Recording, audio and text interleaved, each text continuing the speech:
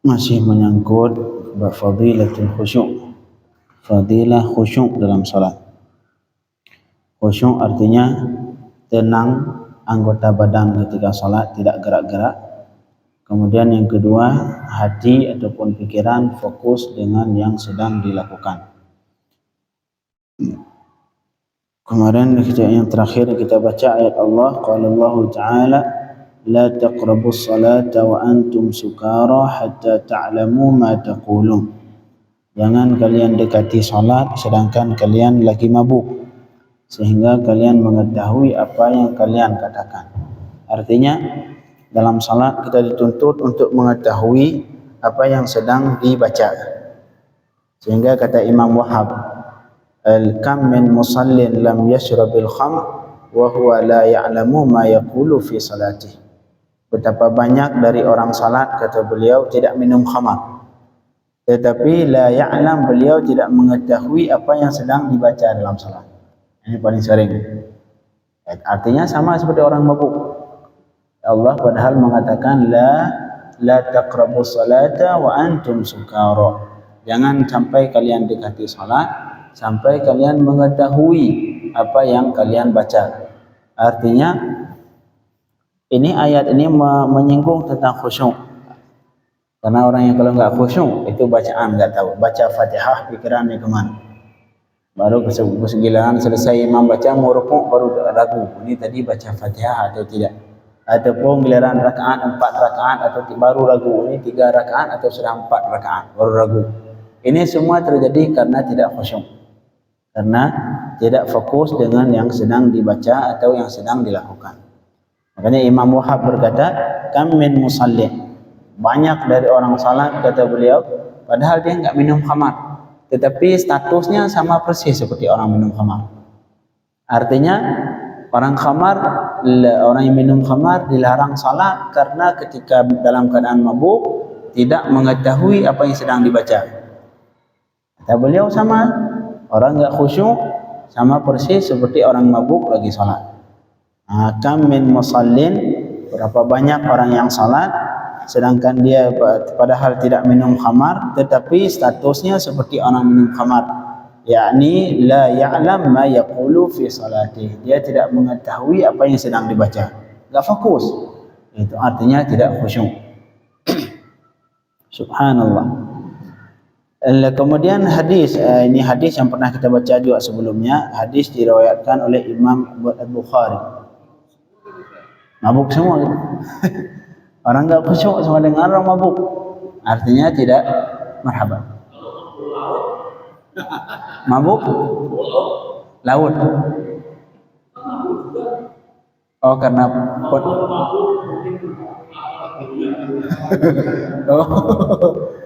tapi itu sudah dosa. Tapi kalau benar-benar mabuk, enggak memang benar mabuk hilang akal, enggak sah salat. Karena syarat salat harus tamyiz. Syarat sah salat harus tamyiz. Artinya enggak pernah hilang, mabuk terus. Itu tidak disengaja. Ya emang untuk mabuknya enggak dosa. Tapi kalau salat dalam keadaan mabuk, arti makna mabuk yang dimaksud di sini Pak hilang akal.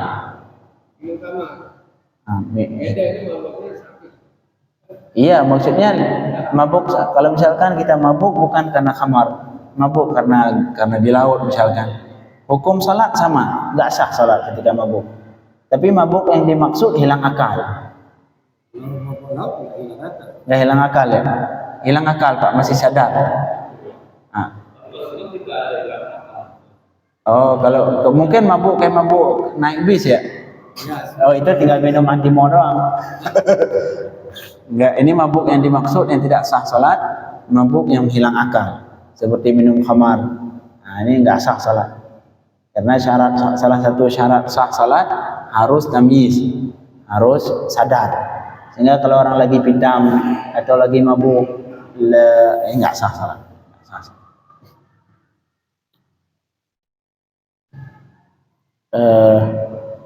Marhaba.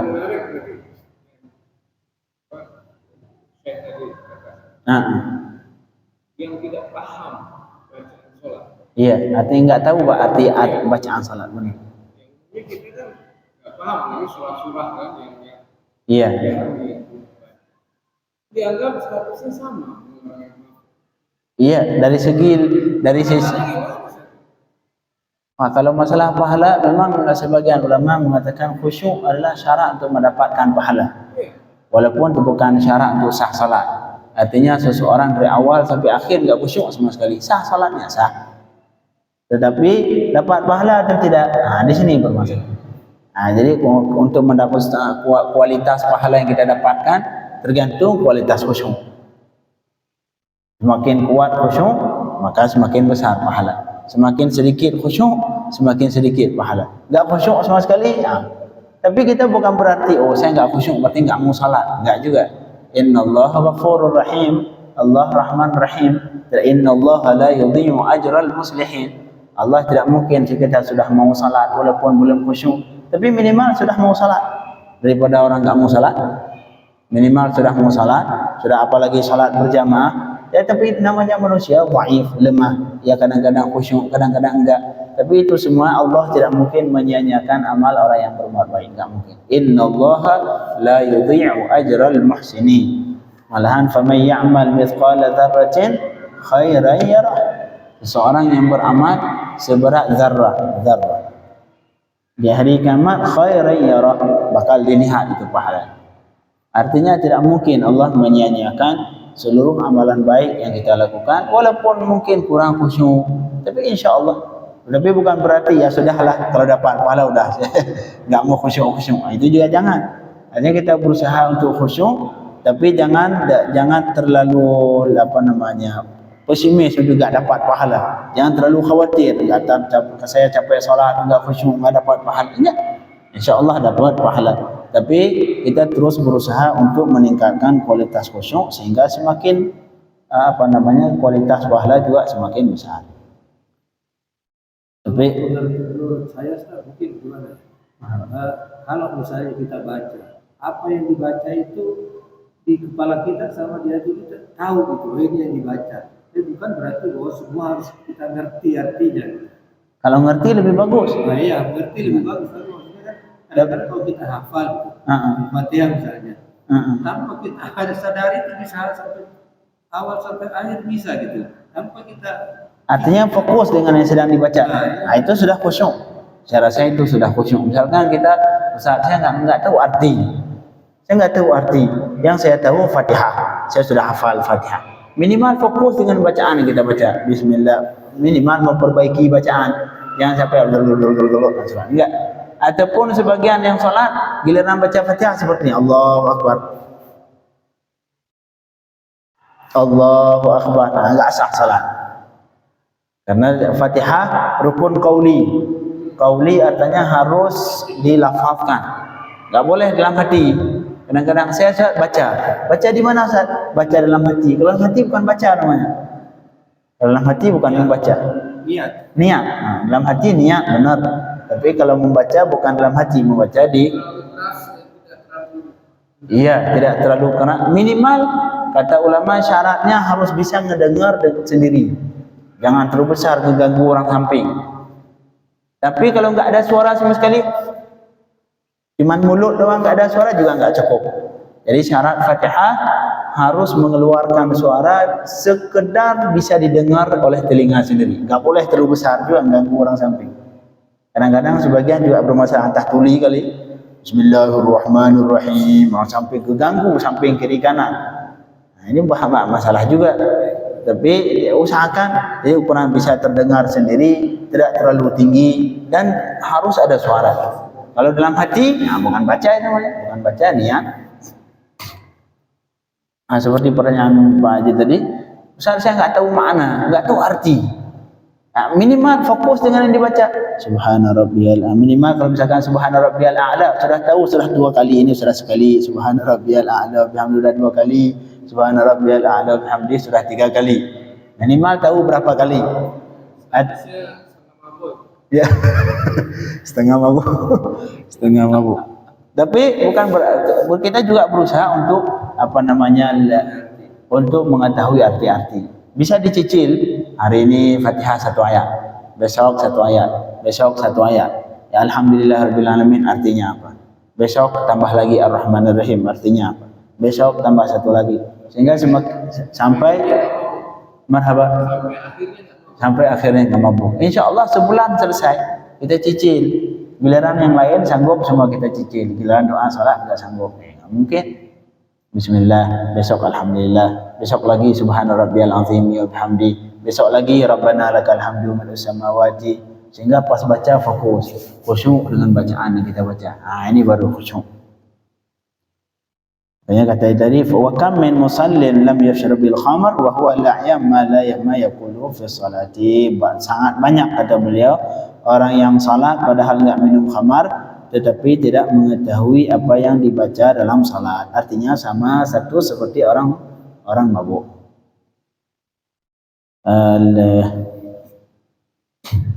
Bisa itu dicicil, saya rasa dicicil seperti Rabbana lakal hamdu mil'us samawati, ya Allah ya Tuhan kami, lakal hamdu, bagi engkau seluruh pujian, mil'us, pujian yang mil'us samawati wa mil'ul ardi, yang seluruh seisi langit dan seisi bumi. Artinya pujian, semua pujian yang seluas langit, apa nih, seisi langit seisi bumi. Mil'us samawati wa mil'ul ardi wa mil'u ma syi'ta min syai'in ba'da, dan sepenuh apa saja yang kau kehendaki setelah langit dan bumi, arasy, apalagi makhluk Allah yang lain. Ini isi pujian, artinya itu pujian yang sangat agung. Kemudian sami Allahu liman hamidah, artinya apa? Semoga Allah mendengar, tapi maksud mendengar di sini menerima.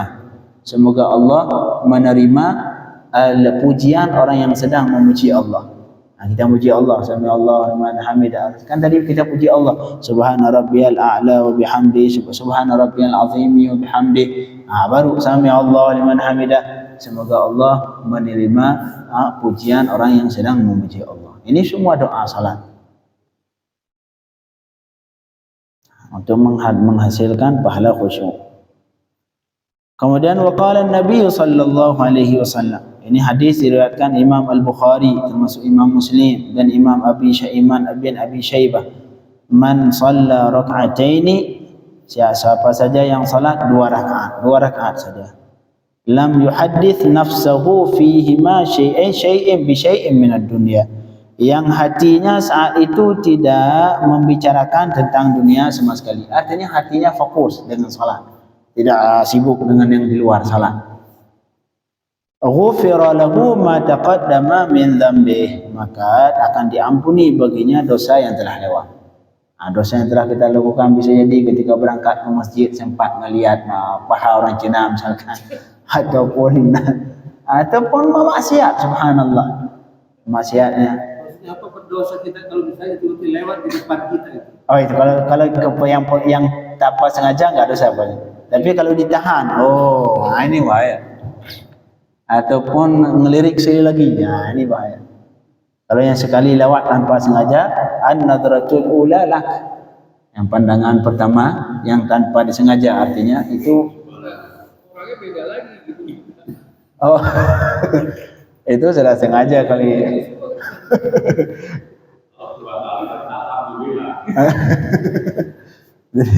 Jadi apa namanya, itu bagaimana cara menghapus itu dosa-dosa mungkin di jalan atau kita itu hapus dengan melakukan salat, tapi salat yang khusyuk, salat yang khusyuk. Marhaba. Untuk enggak perlu. Kalau misalkan sudah wudu di rumah enggak perlu. Tapi kalau misalkan sudah, kan kadang-kadang kita seperti salat qabliyah ba'diyah, itu sebenarnya lebih aula kita salat di rumah. Salat di rumah lebih aula. Lebih afdal salat di rumah. Salat sunnah di rumah selesai. Tapi takutnya ntar takut ketinggalan jamaah, ya sudah di masjid aja. Ya kita di rumah Ustaz banyak kegiatan. Ntar sebentar lagi habisnya iqamat. Jadi kalau misalkan nggak bisa memastikan, ya sudah di masjid saja. Tapi kalau kita sanggup memastikan, sanggup bisa memprediksi ini giliran saya salat sunnah di rumah, entar bahkan dapat jamaah. Silahkan di rumah. Salat di rumah, selesai ba'diyah, selesai qabliyah, berangkat ke masjid. Entar tinggal salat, paling kalau masih ada waktu salat salat ini tahiyat masjid, kemudian langsung salat fardu. Ba'diyah juga di rumah. Kalau bisa boleh di rumah, malah sunnah. Ya nggak langsung pulang, wirid dulu. Ya, salat di rumah. Tapi kalau pengen i'tikaf dulu. I'tikaf. Soalnya salat ba'diyah, salat qabliyah itu habis waktu dengan habis waktu salat. Misalkan ba'diyah zuhur ataupun qabliyah zuhur. Kapan habis waktu? Habis waktu dengan habis waktu zuhur. Artinya selama waktu zuhur masih ada, belum masuk waktu asar, masih boleh melakukan salat qabliyah atau ba'diyah. Ba'da isya sampai subuh. Jadi kita nanti aja sholat pagi masih buat kita. Jadi kalau pengen i'tikaf saya akan di masjid, lebih bagus. Subhanallah.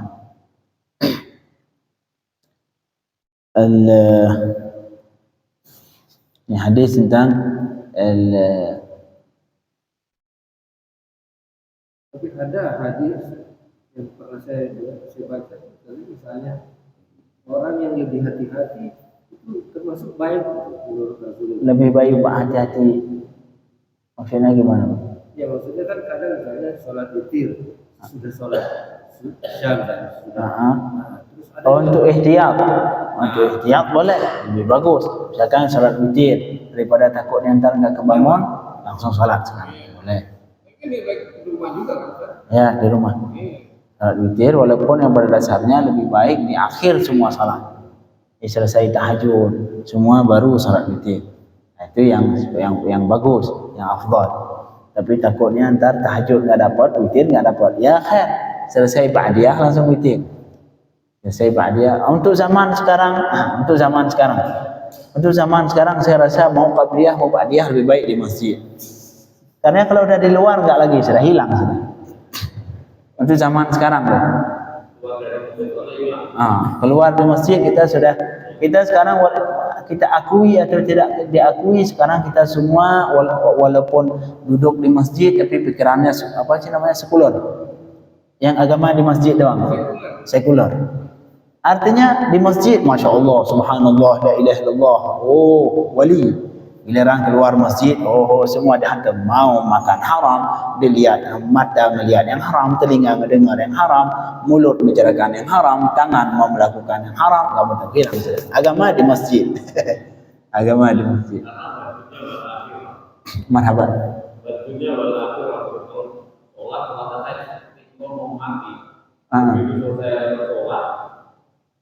Hidup lagi.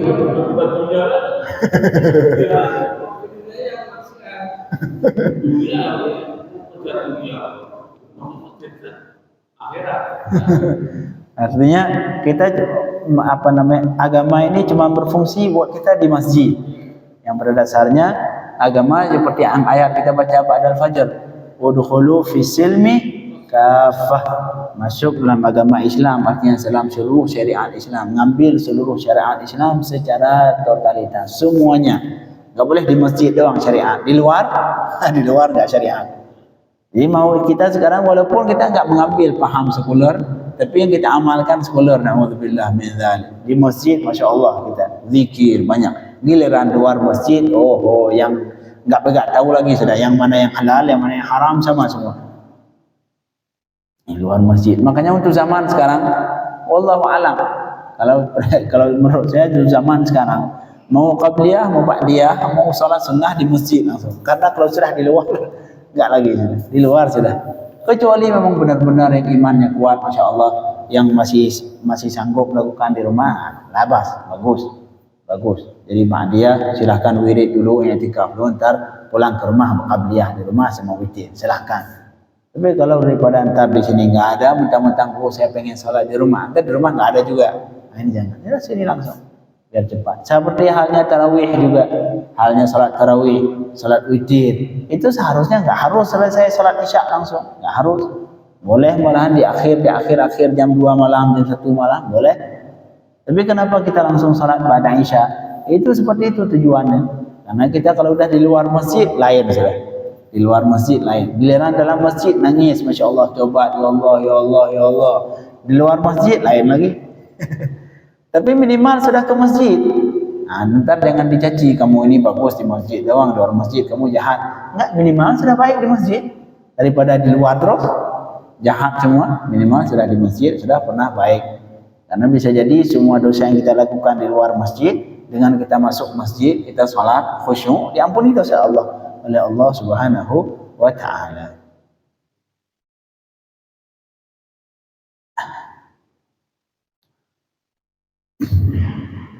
Dan banyak yang begitu.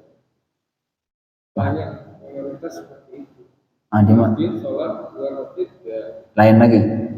Pengalaman saya waktu itu ngurusin dengan pejabat bea cukai, kamu di masjid, luar masjid, minta juga masih.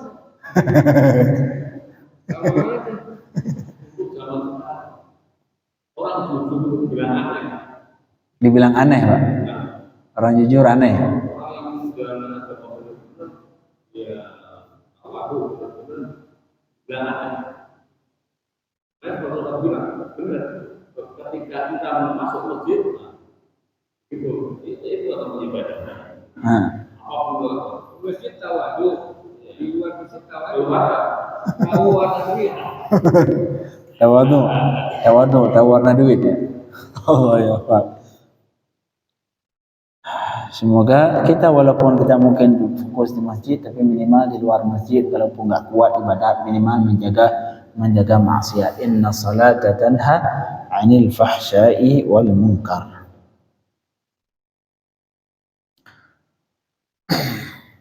Kemudian di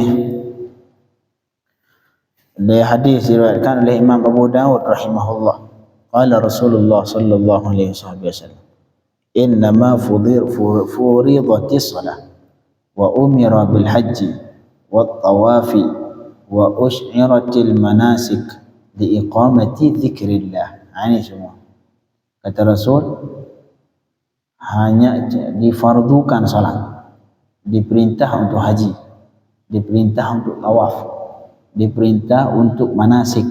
Semuanya itu cuma karena mendirikan liiqamati dzikrillah, untuk menegakkan zikir Allah. Semua haji semua pada dasarnya ibadat, dan semua ibadat, salat, puasa, haji, semuanya tujuan satu doang, untuk mengingat Allah. Artinya ini hadis. Semua kata Rasul difardukan salat, diperintahkan haji, diperintahkan tawaf. Ini jangan heran, Ustaz kok ada tawaf sudah, padahal haji tawaf sudah masuk dalam haji. Enggak, arti tawaf soalnya ada tawaf lain. Ada tawaf yang khusus ke haji, ada tawaf yang di luar haji. Seperti tawaf sunnah, tawaf kudung, itu bukan bagian dari haji.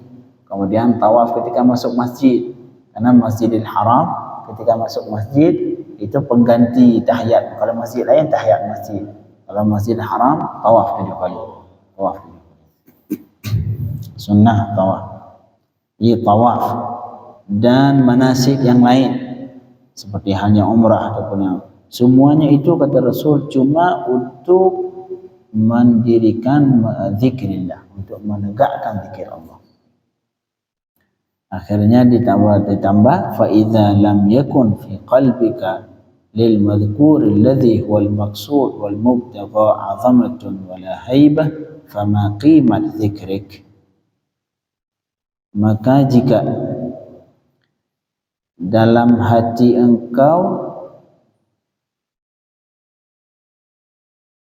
tidak ada merasa agung, tidak ada dalam hati kita tidak ada perasaan agung, mengagungkan, perasaan haibah terhadap orang yang sedang kita ingat. Artinya al-madhkur ni Allah. Mulut kita membaca subhana rabbiyal a'la wa bihamdihi, subhana rabbiyal a'la wa bihamdihi. Tapi ke hati kita tidak ada perasaan mengagungkan orang yang kita baca di mulut. Di hati kita tidak ada perasaan takut ke orang, ke zat yang kita baca. Fama qimat zikrik. Terus apa harga dari zikir? Ada harga. Kalau mulut berzikir, tapi hati tidak ada perasaan untuk mengagungkan yang orang zat yang kita zikir itu. Hati kita masih pikir yang lain. Maka enggak ada harga zikir gitu. Ada harga semua sekali. Apa harga? Tujuan dari semua salat, puasa untuk mengingat Allah, Giliran kita baca subhana rabbiyal a'la wa bihamdihi, subhana rabbiyal a'la wa bihamdihi. Arti subhana rabbiyal a'la, maha suci Allah yang maha tinggi. Maha suci Allah yang maha tinggi, wa bihamdi, dan dengan pujian Allah. Tapi ketika menyebut itu, hati kita tidak ada perasaan mengagungkan Allah. Tidak ada perasaan menganggap Allah zat yang maha tinggi, merasa takut di hadapan Allah. Enggak ada yang ini. Terus fama qimah zikri, apa fungsi, apa faedah, ada pun apa harga dari zikir yang kita ucapkan di mulut? Karena tujuan subhana rabbiyal a'la wa bihamdihi di mulut untuk mengagung, untuk ada perasaan mengagungkan Allah dalam hati. Tapi kalau dalam hati enggak ada, di mulut doang enggak ada harga. Ada harga mulut, apa mulut? Subhana rabbiyal a'la. Tapi dalam pelaksanaan sehari-hari dia menjual. Benar. Itu benar. Kafir.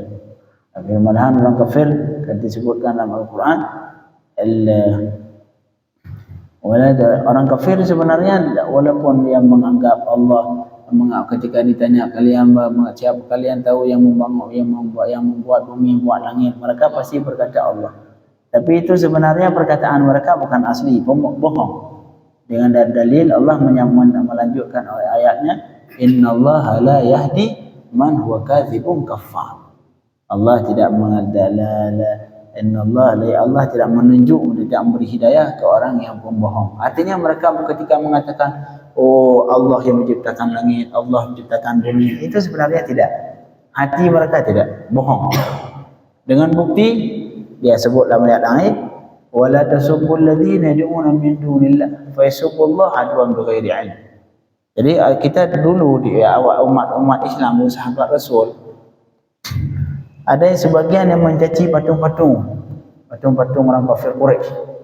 Akhirnya dilarang oleh Allah. Jangan kalian caci patung-patung mereka. Kenapa ya Allah? Karena kalau kalian caci patung mereka, mereka bakal mencaci Allah.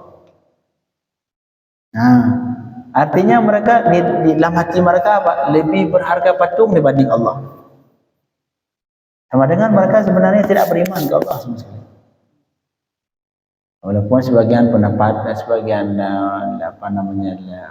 yang tauhid yang tiga ya, tauhid rububiyah, yang mengatakan mereka meyakini yang menciptakan bumi Allah, menciptakan langit Allah, sebenarnya tidak.